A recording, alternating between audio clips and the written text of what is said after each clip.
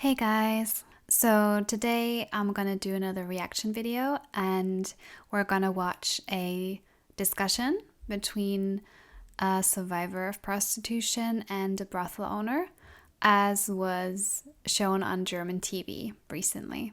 I picked this clip because I promised that I would react to brothel owners, and it's just, a group of people I really want to make visible.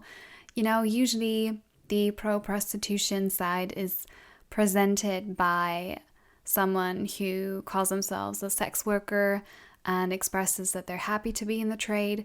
But there's this whole other group of people who benefit from the sex work narrative quite substantially, financially, and they kind of get to hide behind those women. But they support the same policies, they speak the same language, and so this is a good video to make that visible. And also their attempt at rebranding, trying to, I guess, make pimping cool and hip.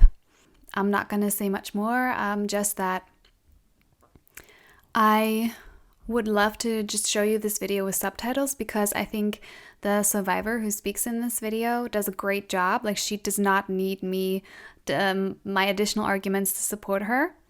But the only way that German copyright law lets me show you the video is if I do a lot of commentary. So unfortunately, I'm going to have to do that. And I'll try to actually add something, because the only deficiency of the video is that it's too short and she doesn't get to make all her points. This is a video format where people who have opposing views on very controversial issues like climate change, meat eating, weed legalization, whatever, they are confronted with one another, but initially they aren't told who the other person is. They're just put in front of each other and they discuss a little bit like things they have in common, life experiences. But that's just to explain why I've cut out the first couple of minutes from the video, because it's just everyone telling their life story. And that's actually not too relevant. Like, the brothel owner tells us some sad facts about his life, but the question here is brothel keeping ethical, or can it be ethical? And he will argue yes, and she will argue no. And that's the focus, so that's what we're going to stick with. So let's just get into the video. Ich bin Aurel und betreibe seit über 20 Jahren hier in Berlin Bordelle. Sicherlich gibt es ganz viele Bordellbetreiber, die Frauen ausbeuten. Sicherlich gibt es auch ganz viele Eierfabrikanten, die irgendwie mit den Hühnern uncool umgehen. Aber es gibt sicherlich auch den einen oder anderen coolen Hühnerfabrikanten. Und hier sitzt einer der coolen Bordellbetreiber. Yeah, I mean, pointing out the obvious, he just referred, he was comparing women to chickens. That was unfortunate. He could have chosen, like, let's say garment factory and like put seamstress. But he put egg factory and compared women to chickens. I already watched the video. He's going to do that again using a different, good to compare women to, which kind of shows, like, they keep telling you that, sex work is selling a service, but actually it's women's bodies being marketed. So it's not what skills she has in the sexual arena, like, let's say blowjob skills or whatever, those may be part of advertising, but the focus in an ad, which is one of the things that he does, he puts ads out for women. It's breast size and skin color and hair color and height, weight, those kinds of things. So just one of those things that slips out. Freudian slip or whatever. Ich bin Mona, ich studiere Psychologie und ich war von meinem 17. bis fast 22. Lebensjahr Prostituierte. Ich war in verschiedenen Bereichen tätig, also die meiste Zeit als Escort, hin und wieder ein paar Wochen im Laufhaus. I'm just going to explain what a Laufhaus is, because I think most people don't know. Laufhaus, I have no idea how to translate that. It's like a walk-in brothel. You do not pay to get inside, which you do in other brothels. You will pay the woman when you've, picked her and arranged something. There's no entry fee, which there is in a lot of other places. But otherwise, it's not that different from other brothels. So I just double checked that. And so, like, for example, the Pascha in Cologne that I've mentioned before on this channel, that's a Laufhaus. And these don't have a very good reputation, right? They're usually seen as quite exploitative. In theory, women can set their own prices, but in reality, it's the market forces. And actually, I don't need to go into that because Mona is going to talk about all of that. Ich habe relativ viel Gewalt durch Freier erlebt und auch andere Demütigungen, Grenzüberschreitungen etc. Frauen arbeiten bei mir so selbstbestimmt, dass sie jederzeit sagen können, dass sie keinen Bock haben. Ich denke nicht, dass man mit Geld Konsens kaufen kann. Ich denke, dass jeder Versuch, Konsens durch Geld herbeizuführen, eine drastische Grenzüberschreitung ist. Okay. You can really see him get really, really nervous in this. He's like constantly like, he's uncomfortable. He's not chill. I'm the cool brothel owner, but he really cannot keep his chill there. Well, she's really cool, and I've had the privilege to meet her in person a few times, and obviously I'm biased here. Willst du anfangen? Soll ich?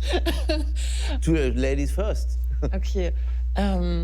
Mich interessiert, wie du das so vereinbarst. Also hast du nicht das Gefühl, dass es den Frauen teilweise einfach kacke damit geht?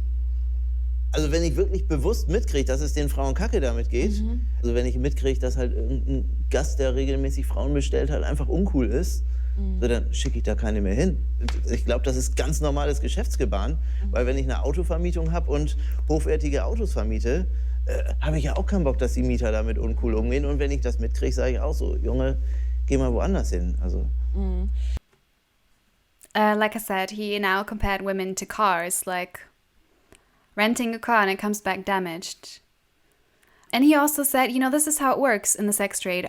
Rape is an occupational hazard, and he just admitted that basically rape, assault, disrespect, those are occupational hazards. And the only way to know if a John does that is to send at least one woman and see what she reports when she comes back. So in order to eliminate rapist Johns, this is what they do with like these bad date lists. I think those lists should exist, of course, where like women share information between each other, who is degrading, who's particularly awful, all those things. Of course they should exist, but it is a horrific system that some women have to be assaulted and raped first so that maybe others can avoid it. Yeah, what a sick system. Aber für mich klingt das halt irgendwie so, als ginge es dabei schon eher so um diese geschäftliche Logik, als jetzt wirklich darum, dass du so Empathie mit den Frauen hast oder so. Wenn ich jetzt nur Bock auf Empathie mit den Frauen hätte, dann wird bei mir nicht Sexy Candy Shop stehen, sondern wäre da wahrscheinlich irgendwie Caritas oder Rotes Kreuz oder... These are like Christian charities. Okay, I want to Google his brothel. Okay, so I'm now looking at the website. Sexy Candy Shop, right? Because women are candy. Women are chickens and cars and candy. The website refers to women as girls. Also euphemistically calls his brothel a love house.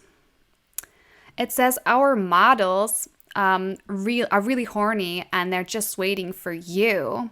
Our rooms have all the top equipment. You will surely feel comfortable here. We're like a really good hotel. Every room is furnished completely differently. You can always come back to us. It's never going to be boring. Our prices start at $80. We want you to really be able to relax. So this doesn't fit with a quickie.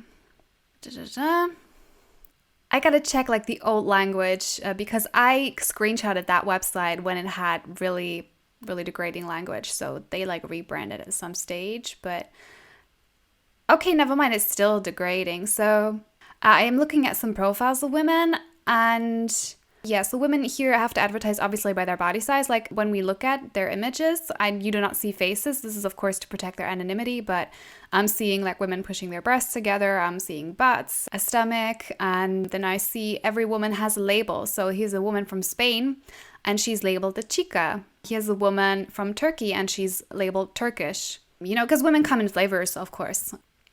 Blah, blah, blah. Some woman is called hot, another one's a sweetie.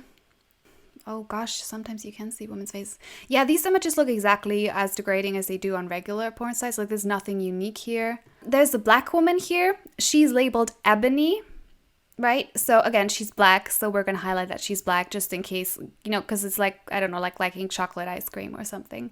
So dehumanizing. There's one woman's face and she's like really photoshopped. She looks like a doll, not a person. She's got really huge operated breasts. And I'm telling you all these things. And I'm going to show it, but like blurred because I do not want to show porn. I do not want to show women's faces. These are dehumanizing images. They don't look like people. It's dehumanizing. It's degrading.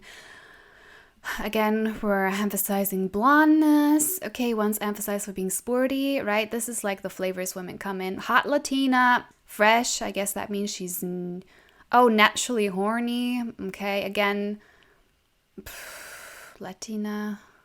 Yeah, I don't know what's unique about this brothel. Like, women are dehumanized from the get-go. It would be possible to do images of women that are sexy and not make them look like literal objects. Not that I'd then be fine with it, but we know that he markets this way because that's his clientele. His clientele is misogynists who love to object women. And just highlighting one ad here, there's an ad of a black woman, and the adjective to describe her is exotic. Now, if there was a Netflix production called Exotic Beauties, and it featured women from Africa and the Caribbean, there would be a massive outcry. But this is the norm in the sex trade. And there's certainly, there's worse words. Women in the sex trade also sometimes black women have to advertise using the N-word. And I can already hear the comments, people saying, yeah, but if she chooses this, statistically, if she's from Africa or the Caribbean, chances are she's in the sex trade because of poverty or pimping. But even if she's not, do you trust men who go around categorizing women of certain backgrounds as exotic goods? I don't. Part of the ad says, so it's like it really sucks when the woman who's selling her sexiness isn't happy and isn't motivated. It also tells men to like shower and brush their teeth and be respectful and relaxed. And then she'll like you a lot more, and it's going to give you a lot more horniness, blah, blah, blah, blah, all this stupid ad talk. Just because you give her money doesn't mean she's horny for you. You got to do a little bit more than tell her, give it to me, baby. But it's up to you. Ah, man. I hate this marketing. It's like these kernels of truth, and then just be nice, and then like these natural nymphos will enjoy it. Okay, well, let's just get back to the video. So that's just a little bit of an idea of like how he advertises, like so unique and so different. And he's totally not like those other brothel owners who treat their women like objects. No, of course not. Selbstverständlich mache ich das, weil ich damit Geld verdienen will. Aber ich habe mir halt meine eigenen Rahmen gesetzt, dass ich halt so Geld verdiene, dass ich es halt langfristig mit mir vereinbaren kann. Weil ich muss ja jeden Tag zufrieden ins Bett gehen und jeden Morgen mit einem guten Gewissen wieder aufstehen. Es ist, wie du gesagt hast, dass man unglaublich viel Geld damit verdienen kann, also auch ungelernt einfach, und es lohnt sich natürlich auch als Frau in gewisser Weise. I just want to add that, she's correct. So it is possible to earn a lot of money in a short time in prostitution. However, this money doesn't usually stay with women. Not only do men like him take a significant cut, she's got a lot of running costs, right? With like the utensils, the clothes, the traveling, etc. The advertising that she has to pay for, the surgeries that we saw women do get that they have to pay for, the health complications that women have to pay for, and like she mentioned, like women often, anyone can enter prostitution, so you don't need to study, and so it attracts women, obviously impoverished women, who are struggling to make a similar amount of money in any other way. And I have a whole video on why it's hard to exit prostitution, and she's going to talk about that more as well. But the point being, it doesn't usually lift women out of poverty. Like when you're not used to having a lot of money and suddenly you do, and suddenly you got like 3-digit sum in your hands, it can be hard to manage that responsibly. And I'm not trying to say like all the women are just too dumb. I'm saying that's something that you need to learn. And if you're new to that, and also it can give you like a rush and a kick initially. And then there's women who feel like there's a weight on that money, having who feel like the money is dirty, who feel a burden from that money, and then feel like they need to spend it. A lot of women give it away. A lot of women start like just buying gifts for their families and friends a lot. And instead of investing in, an apartment or an education. And that's not to say, like, plenty of women do that also. And I'm really not trying to say this one story. Yeah, the economics of prostitution we should do again in another video because it is complex. And just to say, just because she's saying, which is true, you can make a lot of money in a short time, does not mean that your financial situation is likely to improve significantly in the long run. It may even get worse. Das Problem für mich... Darf ich kurz fragen, warst du nur bei Escort-Agenturen oder hast du auch in Bordellen gesessen? Ja, ich habe ja gesagt, ich war teilweise auch ein paar Wochen im Laufhaus, ja. Ich fand's brutal. Ich war im Frankfurter Bahnhofsviertel. Ja, okay, das ist Hells Angels, irgendwelche albanische Mafia und irgendwelche Zuhälter, die da rein und rauslaufen. I've been to the Frankfurter Bahnhofviertel, the Frankfurter train station, and took some videos there. Obviously, it's a pretty run-down place. There's a lot of drugs. You can see addicts walking the street, lying on the street. It's dirty, it's dangerous, it's awful. And yeah, they do a festival there every year where they invite people who otherwise kind of avoid that part of town, be like, look, there are people too, which is nicely intended, but then the brothel owners use that to advertise for themselves, and they do these they will give tours of their brothels and be like, come in, we'll show you, look, and here's a cage, and here's some BDSM stuff, and here's the bar, and here's the dance floor, and it's all swell, right? And women get ogled like animals in a zoo, and yeah, and a lot of women go to those festivals, so yeah, that's German culture for you. Oh yeah, and a lot of women have been murdered in that area as well, so including in those legal brothels. Ich hatte keinen Zuhälter, also ich habe das freiwillig gemacht. Ich habe das nicht, weil ich irgendwie gezwungen wurde oder so gemacht. Ja. Aber ich habe mitbekommen, wie das bei den Frauen war. Und es war eigentlich jedem scheißegal. Und das fand ich fand das krass, dass das legal ist. Also, dass Frauen da drin stehen, ihre Typen ihnen das Geld abnehmen, unten in der Spilo verballern und die Frauen teilweise noch Geld bezahlen mussten für den Protestalarm. Also für den Notknopf musste man 10 Euro pro Hells Angels, der dann hochkam, bezahlen. I didn't know that until I saw this video. I had no idea. You have to pay to push the security button. And so that's a disincentive for women to do that. They won't do it as often if there's a fee. And yeah, like I said, the Johns know. And I've been there. I've seen these guys. I mean, not every guy with muscles and tattoos is instantly a gangster, but there's a certain look and there's a certain... You might just be into bodybuilding, but yeah, some really, really creepy people walking around Frankfurter Bahnhofsviertel, and yeah. And this is well documented by people who study organized crime, all these connections, especially in Frankfurt. And it's right next to the banking area. So when they got your lunch break from your business meeting, you and maybe your colleagues can go over there and yeah, give the Hells Angels your money. Great system. Das fand ich richtig übel. Wie ist das bei dir? Also was für Rahmenbedingungen stellst du? Das würde mich wirklich mal interessieren. Welche Sicherheitsvorkehrungen? Wie viel Geld willst du am Tag von den Frauen oder machst du es prozentual mit denen? Wir machen es prozentual. Wie viel Prozent? Zwischen 40 und 50%, je nachdem. Das ist schon viel. Findest du? Ja. Because 50 is the legal maximum that you're allowed to take, otherwise you could be done for sex trafficking. And a study by a pro-prostitution organization, TUMPAP, says it's actually the norm that they're taking more than 50%. But then you need the paperwork to prove that, and a lot of that's done in cash and sort of done underhanded, and then there's money laundering and all kinds of stuff going on. I'm not saying that's going on at his brothel, I don't know, but this is how it's done in a lot of brothels. Das ist der Standard, ich weiß, aber es ist Ausbeutung. Wollte ich gerade sagen, das ist der Standard.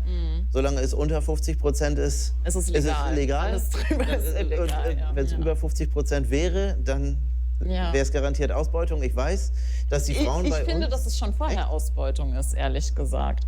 Weil du selber liegst ja nicht da und lässt dich penetrieren. Das macht ja die Frau. Du stellst nur den Kontakt her oder bietest die Räumlichkeit an, aber die Frau muss damit leben, das zu machen. 40 oder 50% abzugeben, ich sag dir ganz ehrlich. Plus die Extras, die sie sich einsacken. Also ich sehe ja. Extras can be things like kissing, French kissing, which women really don't want to do. Kissing is a taboo for many. They're just I already got to deal with the penis. I don't want the mouth as well, and whatever that smells like. Or anal, or BDSM stuff, or whatever. Then yeah, she can make extra. But extra always means extra risks, extra burdens, extra disgust, extra submission. Ja, aber das sind Geld, ja nicht, aber die Frauen gehören ja nicht dir. Du kannst ja nicht prozentualen Anspruch auf diese Frauen erheben. Ich finde das voll krass. Ich finde es ehrlich gesagt fairer, dass ich nur dann Geld verdiene, wenn die auch Geld verdient, als wenn ich dir jetzt hier irgendwie 190 oder 200 Euro am Tag Laufhausmiete aus der Tasche ziehe und dann lass sie mal 3 Tage in eine Nullrunde schieben. Dann ist sie mit 600 Euro hinten. Wie assi Ja, ist das denn? ist assi, Siehst du, ich bin nicht assi, ich bin cool. Nee. Doch. Das heißt, nur wenn die eine Sache asozialer ist als die andere, heißt es nicht, dass die andere Sache gar nicht assi ist. Ich muss zumindest zusehen, dass ich jeden Tag richtig Ballett mache, dass die Frauen Geld verdienen. Also für das Geld, was sie an mich bezahlen, mache ich jeden Tag Werbung. Aber überall. du hast nicht das super gut Risiko, das die sichtbar Frauen haben. Also erstens, du weißt nicht, mit welchen Konditionen die Frauen reingehen. Du weißt nicht im Voraus, ob die Frau traumatisiert ist, ob sie eine schlechte Kindheit hatte, ob wirklich eine persönliche Tragödie dahinter ist. Ja, okay, aber die Frau, die kann sich ja bei jedem Gast aussuchen, ob sie nun Bock hat, mit dem zu leben oder ob sie sagt, so, ich stelle... Oh, ganz klar, die Frau kann bei jedem Gast sagen... Wenn die das Geld braucht. Ich sag jeder Frau, wenn sie damit anfängt, ey, sieh zu, dass du so viel Kohle in der Tasche hast, dass du immer souverän bist. You know who he reminds me of? You guys should watch my video where I react to the Paradise Mega Brothel, a brothel that was done for human trafficking. It was like one of Germany's most famous sex trafficking into legal brothels cases. And watch the brothel owner there talk about how he takes care of his girls, right? How he tells them what kind of insurance to get, how he tells them, like, you got to think about your old age and saving for your old age. And I'm not saying this man is the trafficker. I don't know that. But like Mona says, he likely profits at least from the financial distress of women. And this whole, like, I care about my girls shtick has been around for a long time. And it's been utilized by some really creepy people. It's not innovative and it's not trustworthy. Das sage ich den Frauen regelmäßig. Ich finde nicht, dass man das so sagen kann, weil ich finde, dass es teilweise auch so ist, selbst wenn ich eine volle Tasche hatte, wenn ein gutes Angebot kam, dann hat mich das Geld gereizt. Und dann bin ich teilweise über Grenzen gegangen, weil ich ganz genau wusste, ich kann meine Psyche zack ausschalten. Ja, okay, das ist dann aber, ganz ehrlich, das ist dann aber deine Entscheidung, ob du über diese Grenzen hinausgehst. Und solange ich als Betreiber dir halt vorher sag, so, ey, sieh zu, dass du souverän bist und hab bei allem, was du machst, im Hinterkopf, dass du halt deine Seele damit vergiftest, wenn es sich für dich nicht cool anfühlt. Instead of asking myself, why is he in an industry where it's quite normal that women feel their boundaries don't matter? Their boundaries are something that they can switch off through the process of dissociation, which is something that you learn through trauma, that you learn through child abuse, neglect, domestic violence. When your mind cannot handle the situation you're in, cannot cope with it, but you also see no way out. You feel trapped or you feel like you deserve it, which abuse does to you. If you've been abused, especially sexually a lot, you think you deserve to be raped. That is your normal. You might not even recognize it as violence anymore. That's how bad it can be. Yeah, it's this difficult situation where someone who doesn't know your life story and doesn't understand those psychological mechanisms looks at that and says she invited that. People say that a lot about, like, teenage girls who go home with adult men. It's like she chose to go home with them. She chose to get drunk. She chose to not understanding that their normal and your normal is worlds apart. Yeah, it's a really nice cop-out for abusers. And it makes it more complex that there are a lot of victims of violence who do actually, to an extent, put themselves in harm's way. That's still no excuse for the other party to proceed. But that is the reality. That's what trauma will do to you. And the signs of dissociation, women can become frozen and unresponsive. And John's noticed this. So I have tons and tons and tons and tons of quotes by sex buyers who say she was like a block of ice. She was like a corpse, unmoving. It's like she wasn't there, her eyes glazed over. Now, even if you say like she didn't absolutely 100% have to see that John, when he sees that and he doesn't stop, don't you think he has responsibility in that situation? Doesn't a normal man, when a woman becomes unresponsive, corpse-like, stop and think, what the fuck is going on? So, ey, sorry, mehr kann ich auch nicht machen. Das ist genauso, wie wenn jetzt halt in einem Industriearbeitsplatz die Mitarbeiter irgendwie einmal geschult werden und gesagt kriegen, so hier, nimm Arbeitsschutz, mach dies, mach das, mach maximal 5 Überstunden, weil ansonsten schadest du dir. Ey, und wenn dann irgendjemand so harten monetären Druck oder sonst irgendwas hat, dass er halt der Meinung ist, er muss trotzdem 15 Überstunden machen. Ja, ey, so what? Ich bin nicht die Mutter Teresa. Yeah, clearly he is not. Although Mother Teresa, didn't she let a lot of like impoverished people perish? I don't know. Someone tell me if like Christopher Hitchens' comments on Mother Teresa have some truth to them. Anyway, yeah, so you don't. He's this ethical brothel owner, but if one of his women is in financial distress, yeah, he doesn't have to be like, oh, so like maybe this isn't the right place for you. Like, yeah, it's all this individualized responsibility. He's a caretaker, but really it's up to the women. Whatever's convenient. He's very caretaking when that's convenient. They're responsible when that's convenient. It's. Poverty is a pimp. And in that way, poverty, the pimp, is his partner. Like, it's statistically unbelievably unlikely that he just happens to have identified the 20 current hyper-nymphomaniacs in Berlin that are employed at his brothel. Like, that's the fantasy he tries to sell to Johns, but as he says himself, like, ja, he doesn't really care. It's beyond his responsibilities.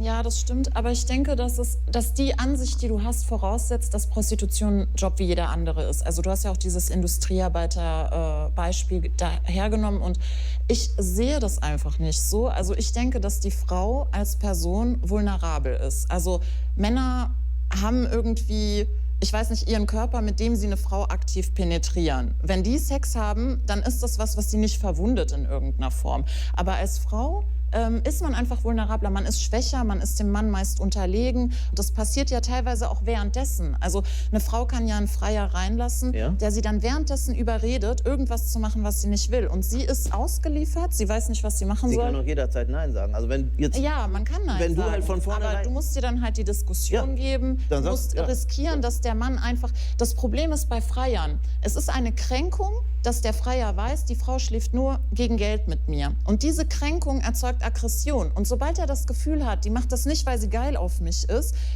kommt diese Aggression oft auf. Und dann wird versucht, Grenzen zu überschreiten. Das habe ich so häufig erlebt. Und das erzählen mir alle Frauen, die das gemacht haben, auch. Das stimmt. Die versuchen zumindest erstmal, was geht. Und wenn sie aber dann sehen, was alles nicht geht, dann werden sie oft aggressiv. Also das habe ich... He's like pretending to be shocked, but he talked about how he was like not sending women to the same guy again. Come on. And he's so fidgety, it's weird. Zumindest erlebt. Entweder sie werden aggressiv oder sie gehen halt woanders hin, wo es billiger ist, wo es geht. Genau, dann sollen sie woanders hingehen, dahin, wo es billiger ist, und dann sollen sie es da machen. Like, so in Berlin, that would be, for example, Kurfürstenstraße, which is one of the like most horrible street prostitution areas in Germany, where sometimes prices are so cheap you can buy women in coins. It's where the severe addicts are, etc. So yeah, if he's just too aggressive for this beautiful capital brothel run by this guy here, then yeah, he can just go and like rape the second, third tier women. Kicking it down the line. What a great solution. Ja, gut, aber was ist mit den Frauen, wo dann hingegangen wird? Also das ist ja ein strukturelles Problem. Das ist der Lauf der Dinge, das ist im Leben halt so. Ja, das ist dir egal. Nein, das ist mir nicht egal. Aber wie gesagt, ich kann nicht die Welt retten und ich kann nur mit gutem Beispiel vorangehen und bei mir vernünftige Bedingungen schaffen und zeigen so, hey, so kann es im Optimalzustand funktionieren. Das kann ich machen. Ja, ich finde das schon ausbeuterisch, ehrlich gesagt, 40-50% von dem abzuknöpfen, wo eine Frau eventuell traumatisiert wird. Also, eventuell. Wie gesagt, also das Potenzial ist ja da. Also das ist ja ein bisschen so, wie wenn man sagen würde, ich habe eine Person, die macht was ihr selber total schadet und das Potenzial ist bei jeder 1 Liter Flasche Wodka, dass irgendjemand sich das Ding an den Hals setzt und so lange trinkt, bis die Flasche leer ist. Wenn es danach geht, darfst du nur noch Flachmänner verkaufen. Wie gesagt, das ist das Lebensrisiko. That, like the vodka, like I don't even follow that. Like you can't put things out there that might harm people. Well, I actually think if possible, if we can transition away from alcohol, that'd be great. I heard they actually in the UK they're working on an alternative to alcohol that has the benefits and like improving the mood without like the harmful side effects. I hope that's gonna come. Fucking hell, we gotta do something about alcohol. Definitely, it's not a joke. Yeah, and if you have a liquor store, do you have a license? Do you have a responsibility to your buyers? Yeah, you're probably not going to sell even more vodka to a highly drunk person. It's a whataboutism. So there's alcoholism in the world, therefore I can run a brothel. Like, where is the logic there? I don't follow. Wie das ist. Ich denke, dass das Risiko sehr groß ist. Also man muss sich ja nur mal angucken, wie viele Prostituierte nehmen Drogen, wie viele Prostituierte nehmen Antidepressiva, wie viele nehmen Beruhigungsmittel, wie viele trinken, wie viele kiffen. Ich habe extrem viel konsumiert, um das auszuhalten, ja. Und im Laufhaus irgendwie hat dich keiner rausgeschmissen, hat keiner mitgekriegt, wenn du da in einer Laufhaustür völlig auf Sendung gesessen hast? Das war natürlich nicht erwünscht, genau. Aber das haben die meistens nicht mitbekommen. Also ich sah ja nicht irgendwie fertig aus oder so. Also wenn ich das bei mir mitkriege, dann fliegen die achtkantig raus. Kriegen die einmal eine Ansage und beim zweiten Mal fliegen sie raus. So it sounds like he has experienced that, eh? Wenn die Antidepressiva nehmen? Nee, wenn sie Drogen nehmen. Wenn die Frauen das privat machen, ist... Ja, wenn sie es privat zu Hause machen, ist mir total scheißegal. Aber wenn sie es in meinen Räumen machen, ja, das geht gar nicht klar. Darum geht es mir ja nicht. Es geht mir ja nicht darum, dass die Frauen was Illegales machen. Mir geht es nicht um die Handlung der Frau. Mir geht es darum, dass die Frau ja offensichtlich in einer Situation ist, wo sie irgendwas zur Selbstberuhigung braucht. There's a study by the German Family Ministry confirming like the stats, like women in prostitution use all of these substances way more than the general population. Why is that the case? Das Problem ist für mich einfach, dass Prostitution so eine Art Sammelbecken für irgendwie Destruktivität der Leute ist, die sie nicht in ihrer Familie, mit ihrer Ehefrau und so weiter ausleben. Also so alles schmutzige, perverse, ich weiß nicht, Aggressive wird an die Prostituierte ausgelagert. Und wenn der Staat sagt, das ist ein Job wie jeder andere, dann gibt man Männern den Eindruck, dass sie das einfach machen dürfen. So, und jetzt sage ich dir mal was dazu. And now let me tell you something, honey. Let the man speak. It's like, he's so disrespectful. Es gibt kein einziges Land, wo bei verbotener Prostitution nicht stattfindet. Tell me about a country that's criminalized rape and rape actually stopped completely. Ich will die Prostitution nicht verbieten, das ist nicht mein Problem. Also, aber was willst du denn jetzt abschaffen, damit es besser wird? Was ich möchte in der Prostitution ist, dass man auf jeden Fall einige Jahre wirklich strukturiert Ausstiegshilfen aufbaut, dass sie Jobs machen können, die ihnen vielleicht irgendwie besser gefallen, wo sie auch gutes Geld verdienen, wenn es vielleicht auch nicht so viel ist wie in der Prostitution, weil das ist manchmal sehr viel und das kann man oft nicht durch einen Ausbildungsberuf abbilden. Also ich weiß von diversen Frauen, die gehen auf die 50 zu, die arbeiten seit 15 Jahren bei mir in der Tagschicht, die haben es auch schon irgendwie mit einem Job bei Lidl oder mit einem Job bei Hunkemöller oder mit sonst irgendwie was versucht.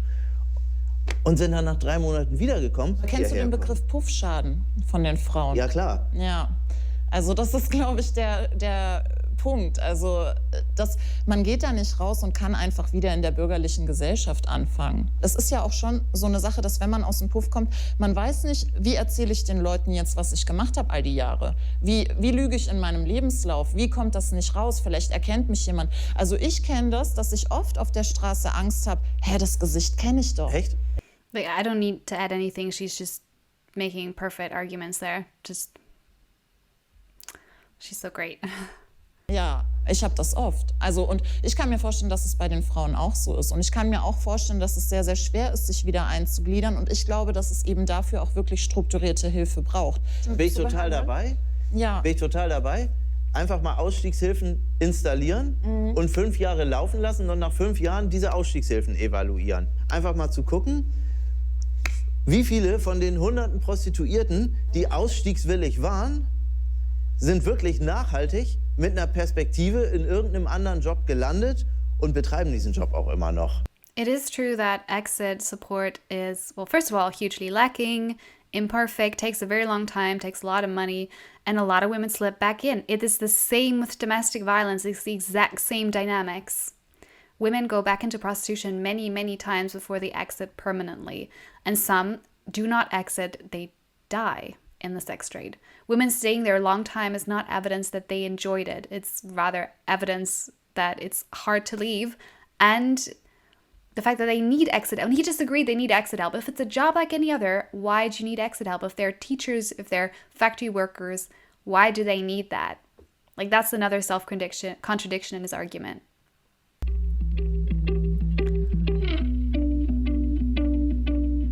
Ich denke, ich trenne halt so ein bisschen das Individuum Aurel von seiner Rolle. Also als Individuum finde ich ihn lustig und es war auch ein angenehmes Gespräch. Es hätte wirklich schlimmer sein können. Aber ja, natürlich, ich habe ja meine Meinung gesagt. Ich finde, Bordell betreiben ist Ausbeutung und das finde ich natürlich nicht gut. She's very generous, and I mean, this might be how she generally feels, like she's a generous person, but it's also the format where if you like sit there and be like, I think this is an asshole, I think he should be in jail, I mean, you would come across so nicely to the audience. So this is also kind of what she has to say, I guess, given the circumstances, which doesn't mean it's not genuine. It's just, you don't know 100%, right? But like she stayed amazingly calm while he was just so fidgety and self-contradicting and self-hyping and weird. Sie hat auf jeden Fall eine fundierte und qualifizierte Meinung. Teilweise ein bisschen zu sehr von sich vereinnahmt, aber wie gesagt, völlig in Ordnung, weil ich meine, sie hat die Sachen halt am eigenen Leib erlebt und an ihrer Seele. Meine Meinung hat sich durch dieses Gespräch minimal verändert. Ich habe mal wieder festgestellt, dass halt die Wahrnehmung einer Frau zu einer Sache wie Prostitution eine komplett andere ist wie die Wahrnehmung eines Mannes. Yeah, I wonder why. I wonder why. Oh, just in case anyone's like weirded out, like why they're wearing these like army suits. Part of this format is that everyone wears the same clothes, so that when you look at people, you're not judging them based on like if they're wearing designer clothes or got a certain style or something. People take off their jewelry too. I mean, of course, you can still tell something about people by their hair and their face and their makeup, but yeah, that's why they're wearing that, just in case anyone was like weirded out.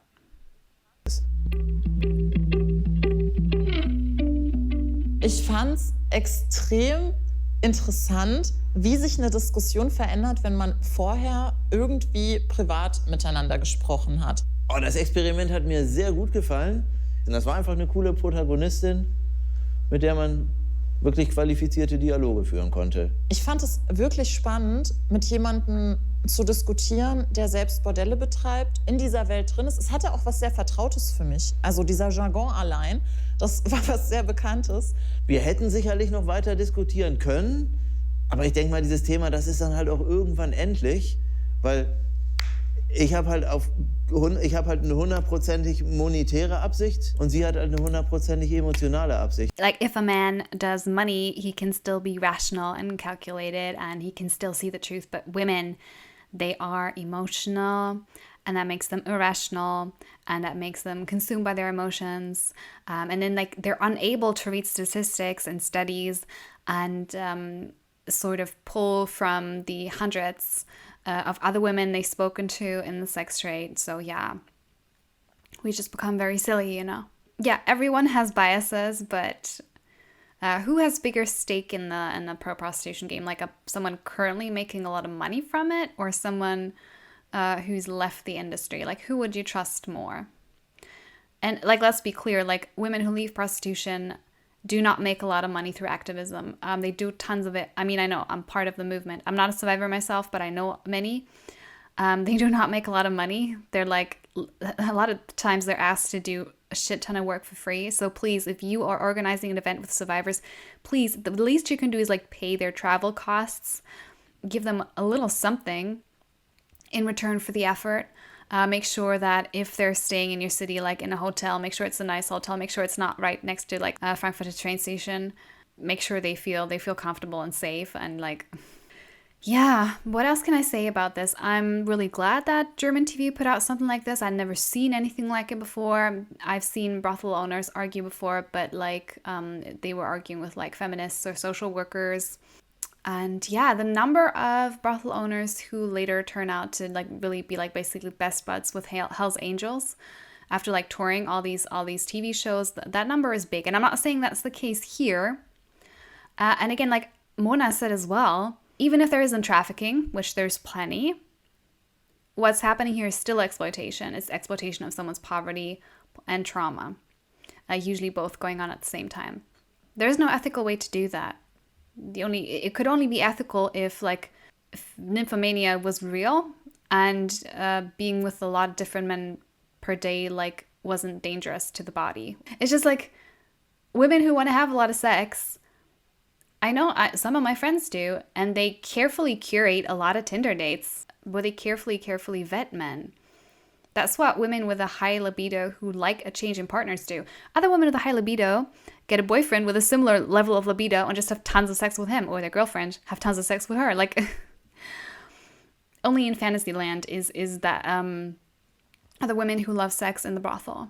It's more likely to be the women, like Mona said, who dissociate, who aren't there, who are glazed over, who are not present, who are out of their body during sex, who staff the brothels. Yeah, thank you for watching the video. Tell me what you think. If you want to watch the whole thing, I think you can auto-generate English subtitles for the video if you want to see them talk about their personal histories a little bit. I think they're not so relevant. The brothel owner tells us something tragic that happened in his life, and it's like, the man who ran the paradise, his son committed suicide. And that's horrible. But what's the relevancy to whether brothel keeping is ethical? None. Of course, brothel owners are people, but that really has no bearing on them making a very calculated decision to keep sending women into meetings with men who might seriously traumatize them. Yeah, that's it for today. Thanks for watching. Bye.